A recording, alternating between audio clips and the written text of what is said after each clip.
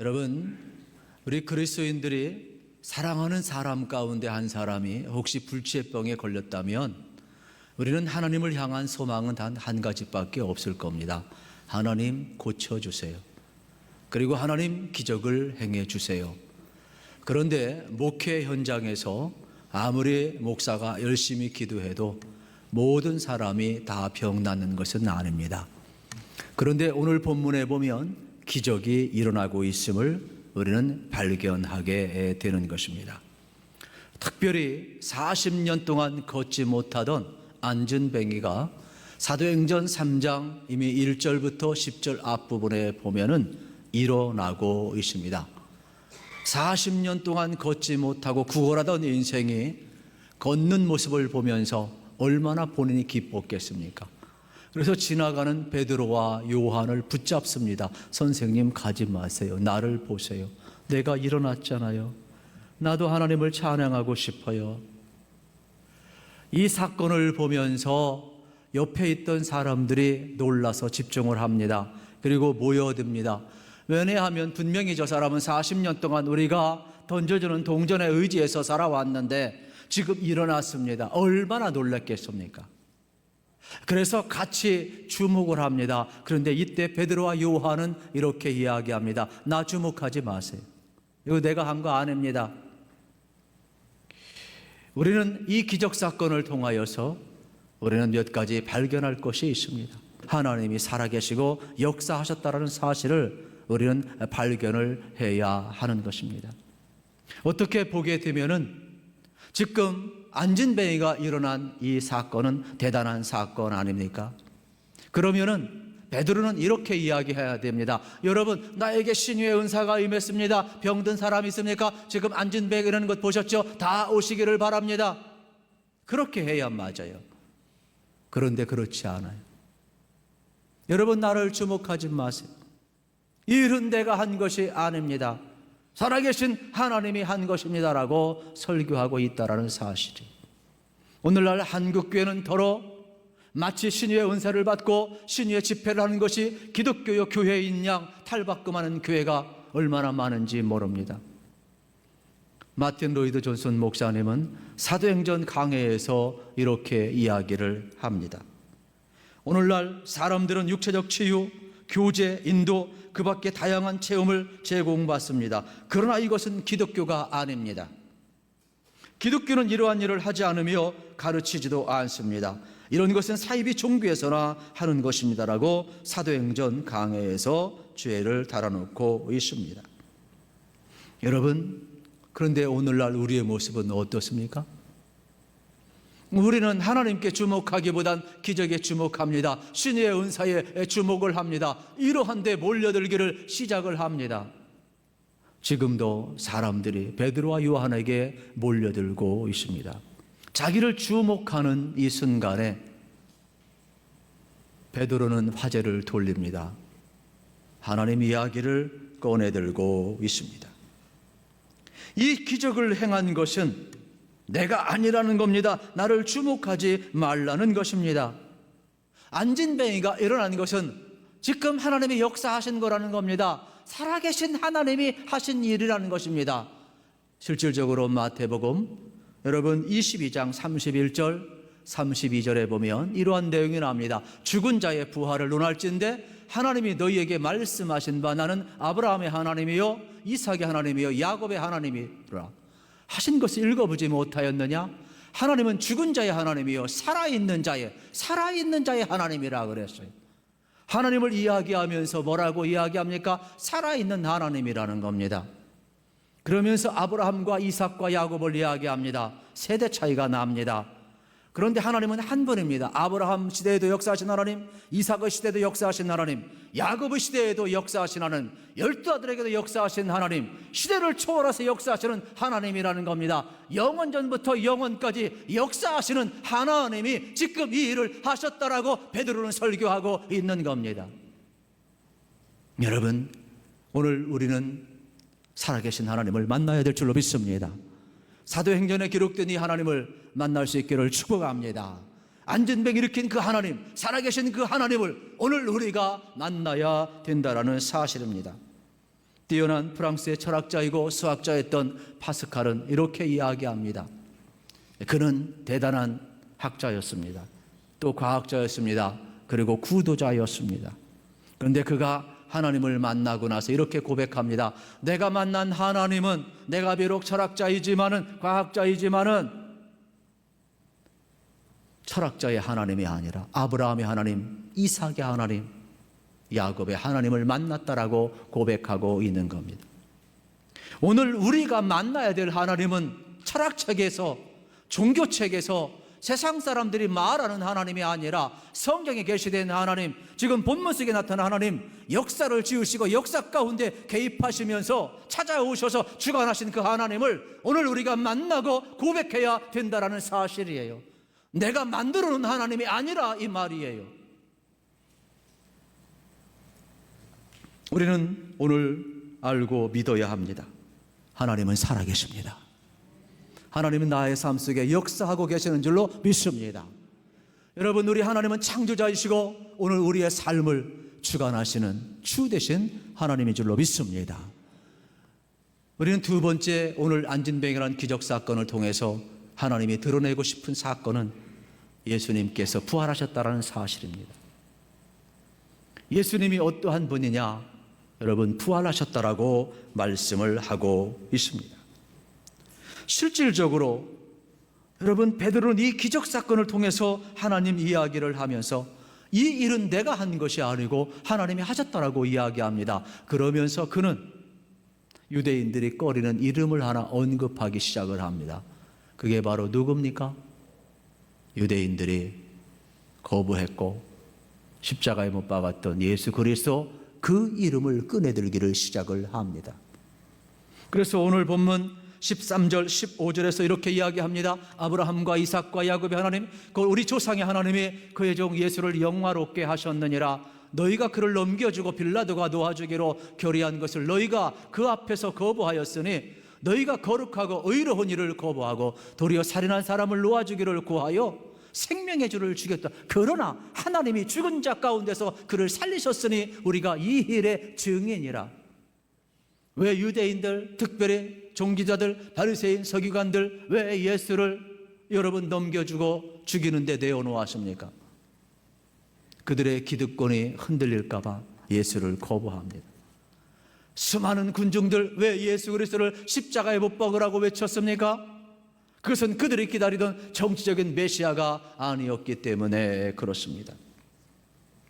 그런데 지금 눈앞에 안진뱅이를 일으킨 사건은 어떠한 베드로나 요한의 권능과 개인의 경건이나 신의 은사가 아니라 너희들이 못 박은 그 예수 그리스도, 죽음 가운데 가던 그 예수 그리스도 하나님이 살리셔서 그 예수 그리스도가 부활하셔서 예수 그리스도의 이름으로 일어났다라고 이야기를 했을 때 얼마나 충격을 먹었겠느냐 이 말이에요. 마지막 세 번째로 이 기적사건을 통해서 우리가 주목해야 될 것은 회개하고 죄사함을 받으라고 오늘 본문은 드러내놓고 있습니다. 여러분 생각해 보세요. 예수님이 부활하셨습니다.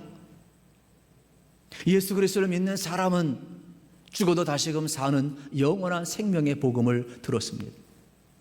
그런데 우리가 이 땅에 살아가면서 우리는 이 모든 것을 누리지를 못합니다. 예수 그리스도 안에 감춰진 이 복음의 비밀을 아무나 다 아는 게 아닙니다. 왜 굳이 복음의 비밀이라고 이야기했을까요?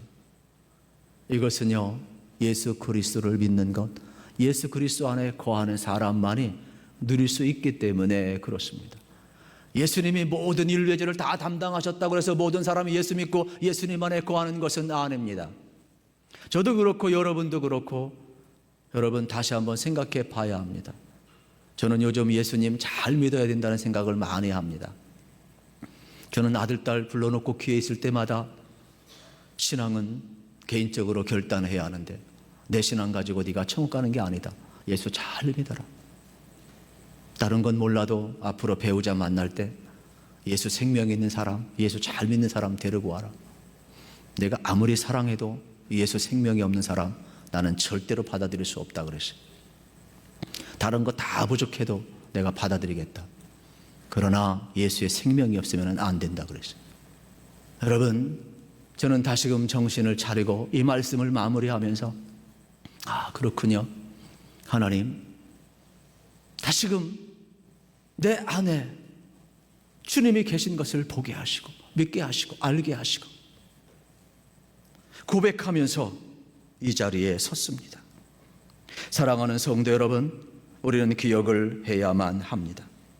하나님께서 우리 가운데 여러분 지금 무엇을 말씀하고 싶을까요? 하나님은요, 우리 속에 계신 주님을 지금 보기를 원하고 있어요. 그러면서 동시에 우리는 알지 못해서 이 복을 누리지 못하고 있는데 이게 3장 17절 아니겠습니까? 그런데 우리가 무엇을 알지 못하느냐? 예언자들이 말했던 그 복음, 십자가. 예수님이 왜 십자가에 못 박혔는지 모르는 거예요. 그것은 우리의 죄 때문이라고 이야기를 합니다. 그런데 여러분, 사도 바울이 실질적으로 고린도전서에서 말씀했던 것처럼 1장 23절에서 이렇게 이야기합니다. 우리는 십자가에 못 박힌 그리스도를 전하는 유대에게는 꺼리끼는 것이요 이방인에게는 미련한 것이라 그랬습니다. 여러분, 유대인이나 이방인에게만 꺼리끼고 미련할까요? 우리도 마찬가지잖아요. 우리 십자가 액세서리는 좋아하지만 십자가 좋아하는 사람이 어디 있어요? 고난 좋아하는 사람이 어디 있어요? 왜냐하면 우리는 모르기 때문에. 여러분, 우리가 하나님 앞에 나아가 풍성한 복을 누리고 예수를 잘 믿길 원하지만 우리 안에 있는 죄를 모르고 회개하지 못하니까 그리스도 안에 있는 풍성한 복을 못 누리는 거예요. 우리가 어느 정도 모르느냐? 고난이라는 것은, 십자가라는 것은 고난을 넘어 죽음을 이야기하는 거예요. 하나님의 아들이 왜 십자가에 못 박혀 죽었는지 우리는 몰라요. 성경은 뭐라고 이야기합니까? 우리의 죄 때문이라고 이야기를 합니다. 그러면 속죄의 은총을 받고 하나님 안에 감춰진 풍성한 복음의 비밀을 알려면 왜 예수님이 죽어야 되는가를 알아야 돼요. 나의 죄를 알아야 돼요. 그래서 십자가에 나타나서 예수님이 죽어야만 할 만큼 나의 죄가 있도록 큰가를 알아야 되는 거예요. 동시에 성령님께서 우리를 위로하시면서 십자가에서 하나님의 아들이 죽기까지 너를 사랑하고 구원했노라는 이중적인 이 은혜를 우리가 경험하게 될 때에 우리는 오열할 수가 있고 주님의 은총 앞에 나아갈 수가 있고 주님과 우리와의 관계에 막힌 담이 허물어져서 그리스도로부터 오는 그 생명의 풍성함을 누릴 수 있다는 사실이에요. 사랑하는 성도 여러분, 우리는 기억해야만 합니다. 유대인들, 또 십자가에서 못 박혔던 강도들 예수님을 조롱했는데 오늘 우리들도 너무나 무지해서 조롱할 때가 많아요. 신성모독할 때가 많아요. 여러분, 예수님 한 강도가 뭐라고 그랬어요? 내가 하나님의 아들이냐? 십자가에서 내려와라. 너도 구원하고 나도 구원하라. 그럼 내가 믿겠노라.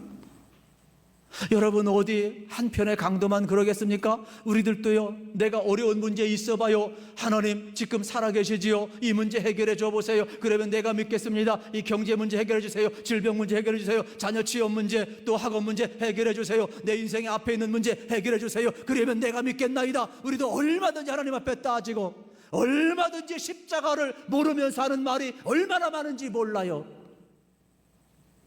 이건 단순히 유대인만이 아니에요. 한 강도만이 아니에요. 오늘 우리가 얼마나 무지한지 몰라요. 그래서 왜 예수님이 십자가에 못 박혀 죽어야 했는지 모른다 이 말이에요. 그래서 베드로는 오늘 본문을 통하여 우리에게 명확하게 드러내놓고 있다라는 사실이 우리가 알지 못하는 이 죄. 여러분, 예수님께서 담당하셨기 때문에 이제 이 은혜를 누리기를 원하면 회개하고 돌아오라는 겁니다. 그래서 저는 내 안에 계신 예수님을 발견하고 다시금 돌아가면서 그렇구나. 우리 안에 주님이 계시니까 더 이상 절망할 필요도 없고 어떠한 상황 속에서도 예수님께서 나의 모든 죄를 씻어주신 그 속죄 확증을 갖게 되고 그래서 말씀 앞에 순종하며 믿음으로 다시금 살아갈 수가 있는 것이죠. 또 우리 안에 베풀으신 그 사랑 때문에 우리도 서로 사랑하고 위로하고 이기적인 세상, 운탁한 세상, 사회적 거리를 두지만 우리 상대를 배려하고 위로와 평안과 축복을, 사랑을 흘려보낼 수 있는 것 아니겠어요? 그리고 오늘 모든 것을 끊어버리고 싶지만은 여러분, 아무리 힘들고 어려워도 우리 소망을 가지고 주님 안에서 기뻐하는 삶을 살 수 있는 것 아니냐 이 말이에요. 그렇습니다. 여러분, 성령이 여러분 가운데 임할 때 오늘 다시 한번 말씀을 통해서 여러분 안전병 일으키시는 이 하나님을 꼭 만나시고 하나님 안에 거하시기를 축복합니다. 그래서 베드로는 이렇게 이야기합니다. 여러분, 나를 주목하지 마세요. 이 일은 내가 한 것이 아닙니다. 하나님이 한 것입니다. 하나님이 예수님을 부활시키셔서 예수 그리스도의 이름을 믿는 자마다 죄 사함 받을 뿐만 아니라 예수의 부활의 생명을 믿는 자마다 오늘도 안전뱅이가 일어납니다. 기적이 일어납니다. 그러므로 여러분들 하나님 안에 거하십시오. 혹시 이러한 은혜를 누리지 못한다면 여러분 안에 하나님과 막힌 죄가 있는 것을 생각하시고 그 악함에서 버리십시오. 우리 악함과 죄를 사하고 우리에게 복 주시기 위해서 하나님은 선자에게 말씀했던 예수님을 보내주셨습니다. 예수님을 통하여 우리의 죄를 사하고 우리의 악을 떠나게 하고 우리에게 복을 주신 것이 바로 하나님께서 우리를 사랑하신 증거입니다. 베드로가 설교하고 있는 거예요. 이 시간도 마찬가지입니다. 여러분, 세상은 자신을 주목하게 만듭니다. 하지만 그리스도인은 자신이 아니라 하나님을 주목하게 만듭니다. 여러분, 세상은 자신을 기억하게 만듭니다. 그러나 그리스도인은 하나님의 언약 백성임을 기억하며 살아가야 합니다. 세상은 자기를 중심으로 이루어져야 편하고 복받았다고 이야기합니다. 그러나 그리스도인은 하나님 중심으로 하나님 편에 서야 평안하고 복을 받은 것입니다. 이제 하나님과 우리 사이에 여러분 막힌 것이 있다면 오늘 26절의 권면을 들으십시오. 하나님이 그의 종을 세워 복 주시려고 너에게 먼저 보내사 너희로 하여금 돌이켜 각각 그 악함을 버리게 하셨느니라. 여러분, 하나님은 우리를 사랑하셔서 예수님을 보내주셨습니다. 십자가에서 먼저 사랑하셨습니다. 여러분, 예수님과 함께 죽었다는 것은 내 죄 사함을 확증하는 겁니다. 여러분의 성령님이 계시다면, 여러분이 예수를 주로 고백하고 있다면 이 속죄의 은총, 이미 예수님과 함께 내가 죽었고 예수님과 함께 내가 살았기 때문에 예수님을 바라보면서 여러분들은 얼마든지 믿음 생활, 거룩한 삶을 살아갈 수 있다는 것을 믿어야 합니다. 그러면 지금도 이 은혜를 못 누린다면 우리 속에 악함이 있는 겁니다. 죄가 있는 겁니다. 이것을 버리라는 겁니다. 회개하라는 것입니다. 그러면은 예수의 이름으로 일어났다는 것은 하나님이 살아계시고 예수를 죽은 자 가운데 살리신 그 하나님이 예수의 이름 속에 죄사함과 오늘 삶의 문제를 해결하는 능력이 있음을 우리에게 선포하고 있는 거예요. 오늘 우리 교회도 마찬가지입니다. 여러분, 하나님은 살아계십니다. 예수 그리스도가 이 시간 우리 가운데 함께할 줄로 믿습니다. 여러분, 우리가 믿는 그 예수 그리스도 우리를 구원할 뿐만 아니라 우리 인생의 모든 문제를 풀어주시는 전능하신 분임을 우리는 고백을 하게 되는 것입니다. 기독교는 가르침이 아니라 사건입니다. 사도행전은 성령의 강림 사건입니다. 성령이 임하니까 베드로가 이렇게 변화되었습니다. 도망자가 아닙니다. 비겁자가 아닙니다. 예수를 전하는 자로 바뀝니다. 증언자로 바뀝니다. 얼마나 담대하게 바뀌는지 몰라요. 여러분, 우리가 복음을 받았다면 우리는 바뀌어야 합니다. 옛 생활을 벗어버리고 새 생활을 하게 되어 있는 겁니다. 복음은 우리 인생을 변화시키는 능력이 있습니다. 기독교 신앙은 인간의 삶을 변화시키는 사건이 되겠습니다. 그래서 베드로는 이 사건을 계기로 자기의 권능이나 경건이나 신유의 은사를 높이며 한몫차별을 하지 않았습니다. 여러분, 이 일은 내가 한 것이 아닙니다. 이 일은 하나님이 한 것입니다. 하나님은 살아계십니다. 하나님은 예수님을 통하여서 우리를 구원하시고 하나님의 구속사를 이루셨습니다. 예수 이름에 권능이 있습니다. 예수 이름에 구원이 있습니다. 예수 이름에 생명이 있습니다 라고 설교하고 있는 거예요. 그렇다면 오늘 우리도 마찬가지입니다. 여러분, 살아계신 하나님, 우리와 함께 하신 하나님, 내 삶에 개입하신 그 하나님, 여러분의 삶 속에 여러분 역사하려면 어떻게 해야 되겠습니까? 오늘 우리는 오늘 교회를 다니면서도 예배를 들으면서도 우리 가운데 여러분 이러한 은혜를 경험하지 못한다는 것은 간단합니다. 우리의 지성이 몰라서가 아니라 우리가 무지하기 때문이에요. 죄 때문이에요. 우리 마음속에 있는 더러움, 악한 행동들, 잘못된 관계, 신성모독, 그분에게 따지는 오만함, 도덕적인 실패, 무지몽매함이 우리의 문제임을 깨닫고 뭐라고 이야기합니까? 하나님이 우리를 사랑하사 죄인된 우리를 먼저 사랑하사 예수님을 보내셨다 그랬으니까. 예수님 안에 거하고 싶은 자들은 우리 안에 있는 악함과 죄악을 다 토해내시기를 축복합니다. 악에서 떠나시기를 주의 이름으로 축원합니다. 그래서 우리 안에 예수님이 자정하시고 속죄 확증을 가지시고 예수의 부활의 생명으로 충만해서 하나님의 거룩한 삶을 살아내야 된다는 것입니다. 그래서 우리는 내 안에 계신 예수님을 드러내야 합니다. 내 안에 나를 변화시키는 예수님을 드러내야 합니다. 내 옛 생활이 죽고 그리스도 안에서 새롭게 생활하는 거룩한 모습이 드러내야 됩니다. 내 안에 믿음이 있음이 드러내야 됩니다. 내 안에 사랑이 있음이 드러내야 됩니다. 내 안에 소망이 있음을 드러내야 되는 것입니다. 그러므로 하나님은 지금도 살아 계시고 말씀은 지금도 우리를 변화시키는 능력이 있다라고 이야기를 하는 겁니다. 코로나 이후에 여러분, 우리 노방전도 쉽지 않습니다. 그러나 여러분 안에 계신 예수님을 드러내면 한 영혼 한 영혼 주님 앞에 돌아오게 될 줄로 믿습니다. 우리 그리스도인들이 바뀌면, 우리 그리스도인들이 믿음 어떠한 상황 속에서도 나의 감정이나 세상에 흔들리는 것이 아니라 하나님의 절대적으로 순종하는 믿음으로 살아갈 때 그리스도인들이 서로 용서할 수 없는 사람 용서하고 사랑하며 관용하며 남을 배려하며 여러분 사랑을 흘려보낼 때 아무리 힘들고 어려워도 겸손히 주님과 동행하며 하늘의 소망을 가지고 그리스도인다운 모습을 드러내게 될 때 여러분 한 영혼 한 영이 주님 앞에 돌아올 것입니다. 그래서 예수님을 통하여서 하나님의 구원의 계획과 구속사가 드러난 것처럼 저와 여러분을 통하여 우리 교회와 한국교회를 통하여 이 시대에 하나님의 구원의 계획과 하나님의 구속사역이 예수 그리스도 그 이름을 부르기만 해도 죄사함을 받고 구원받고 영원한 생명이 주어지는 이 하나님의 구원의 계획과 구원사역이 드러내기를 원하고 있습니다. 여러분 이 길을 걷는 우리 모두가 되기를 주의 이름으로 축원합니다.